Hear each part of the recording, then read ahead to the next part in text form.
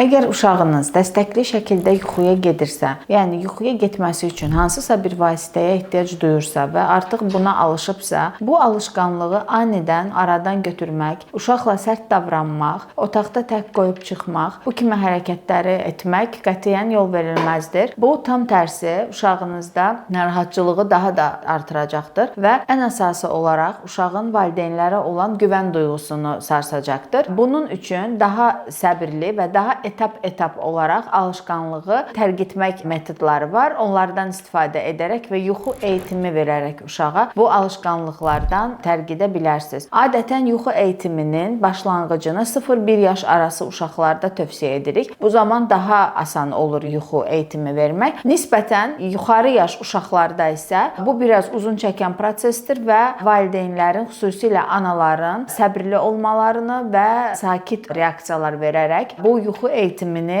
əgər qərar verirlərsə başlatmaları tövsiyə olunur.